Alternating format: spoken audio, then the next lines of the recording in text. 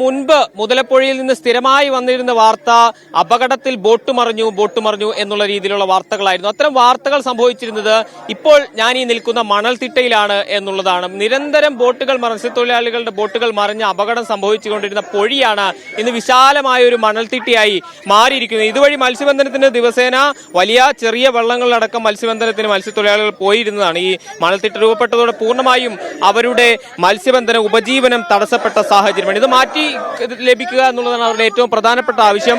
അത് കക്ഷി രാഷ്ട്രീയ ഭേദമന്യേ മത്സ്യത്തൊഴിലാളികൾ പൂർണ്ണമായും പ്രതിഷേധത്തിലാണ്. മണൽത്തിട്ട പൂർണ്ണമായി നീക്കം ചെയ്യുന്നതുവരെ ഇവിടെ സമരവുമായി മുന്നോട്ട് പോവുക എന്നുള്ളതാണ്. അതേസമയം ഇന്ന് ഉച്ചയ്ക്ക് മന്ത്രിതല ചർച്ച ഈ വിഷയത്തിൽ മന്ത്രി മത്സ്യത്തൊഴിലാളികളോടും അതുകൂടെ ജനപ്രതിനിധികൾ അടക്കമുള്ള ആളുകളെ കൂടി ഉൾപ്പെടുത്തിക്കൊണ്ടുള്ള ഒരു ചർച്ചയും ഇന്ന് വിളിച്ചിട്ടുണ്ട്.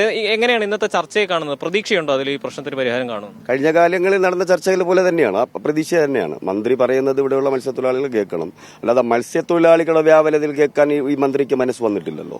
കഴിഞ്ഞ കാലങ്ങളിൽ നടന്ന സമരങ്ങൾ, അവരുടെ നടത്തിയ നിവേദനങ്ങൾ, അവിടെ ചെന്ന പരാതികൾ, അവിടെ ഞങ്ങൾ ഏകദേശം കഴിഞ്ഞ ജൂണിൽ നടത്തിയ ചർച്ച എന്താണ്?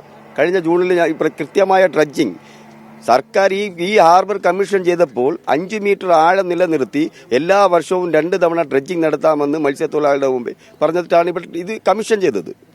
ഈ ഡ്രഡ്ജിങ്ങിനുള്ള ചിലവ് വഹിക്കുന്നത് ഇത് കഴിഞ്ഞ കാലം വരെയും നമ്മൾ അദാനിയെ പഴിച്ചു.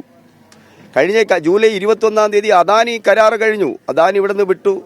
അത് മുതലപ്പുഴയും സംബന്ധമായിട്ടുള്ള അദ്ദേഹത്തിന് ഈ മുതലപ്പുഴ ഉണ്ടാക്കാനുള്ള പണങ്ങളും അദ്ദേഹത്തിന്റെ സ്ഥാപനങ്ങൾ സുരക്ഷിതമാക്കി.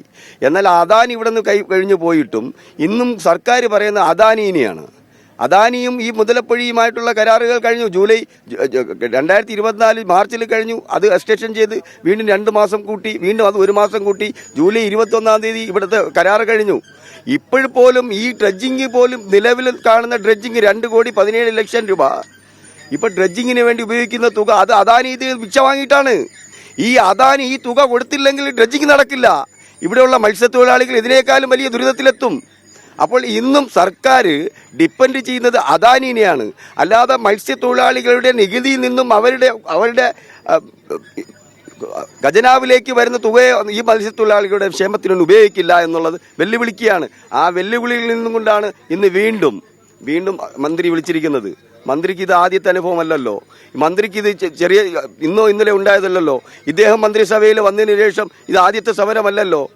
അജിംസ, അത് തന്നെയാണ്. ഇത് ചർച്ചയ്ക്ക് വിളിക്കുന്നതും ഈ വിഷയം മന്ത്രിതലത്തിൽ അടക്കം ചർച്ചയാകുന്നതൊന്നും ഇത് ആദ്യമായല്ല. മുൻപ് പലവട്ടവും പ്രശ്നം പരിഹരിക്കാമെന്ന നിലയിൽ മത്സ്യത്തൊഴിലാളികളെ ഈ വിഷയത്തിൽ തന്നെ ചർച്ചയ്ക്ക് വിളിക്കുകയും ഉടനടി തന്നെ പരിഹാരം കാണാമെന്ന ഉറപ്പുകൾ നിരവധി തവണ മത്സ്യത്തൊഴിലാളികൾക്ക് നൽകുകയും ചെയ്തതാണ്. എന്നിട്ടും മുതലപ്പുഴയിലെ പ്രശ്നങ്ങൾ പരിഹരിക്കപ്പെട്ടില്ല.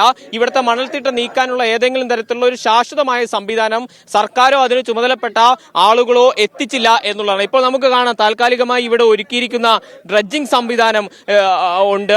മണൽ നീക്കിക്കൊണ്ടിരിക്കുകയാണ്. ഒരു ഡ്രഡ്ജറും ഉണ്ട്, ഒരു മണൽ നീക്കൽ യന്ത്രവും ഉണ്ട്. പക്ഷേ ഇത് തീർത്തും അപര്യാപ്തമാണെന്ന് മത്സ്യത്തൊഴിലാളികൾ ചൂണ്ടിക്കാണിക്കുന്നുണ്ട്. ദിവസേന ടൺ കണക്കിന് മണൽ വന്നടിയുന്ന ഈ സ്ഥലത്ത് ചെറിയ ഇത്തരം സംവിധാനങ്ങൾ കൊണ്ട് മണൽ നീക്കം സാധ്യമാവുകയില്ല എന്ന് മത്സ്യത്തൊഴിലാളികൾ എടുത്തു പറയുന്നുണ്ട്. വലിയ ഡ്രഡ്ജറുകൾ കൊണ്ടുവരേണ്ടതുണ്ട്. വലിയ യന്ത്ര സാമഗ്രികൾ എത്തിച്ച് ഈ മണൽ പൂർണ്ണമായി നീക്കിയാൽ മാത്രമേ വലിയ വള്ളങ്ങളിൽ അടക്കമുള്ള മത്സ്യബന്ധനം നടത്താൻ ഇവിടെ സാധിക്കുകയുള്ളൂ. ഏറ്റവും കുറഞ്ഞത് ഒരു 6 അടിയെങ്കിലും താഴ്ച ഉണ്ടെങ്കിൽ മാത്രമേ ഇതുവഴി വള്ളങ്ങൾക്ക് കടന്നു പോകാനാവുകയുള്ളൂ. ഏതായാലും ഈ വിഷയം ശക്തമായ പ്രതിഷേധങ്ങൾക്ക് വഴിവെക്കുന്നു എന്നുള്ളതാണ്. ഇപ്പോൾ ഈസ്റ്ററിന്റെയും മറ്റും ഒരു പശ്ചാത്തലത്തിൽ കൂടി സമരത്തിന്റെ ശക്തി താരതമ്യേന ചെറുതാണെന്ന് പറയാം. ഒരുപക്ഷെ ഈസ്റ്റർ കഴിഞ്ഞ് വലിയ ശക്തമായ പ്രതിഷേധ പരിപാടികൾക്കാണ് മത്സ്യത്തൊഴിലാളികൾ ആസൂത്രണം ചെയ്യുന്നത്. ഇന്നത്തെ ചർച്ച വിജയമായില്ലെങ്കിൽ മുതലപ്പുഴ ശക്തമായ വൈകാരികമായ പ്രതിഷേധങ്ങൾക്ക് വേദിയാകുമെന്നുള്ളത് ഉറപ്പാണ്.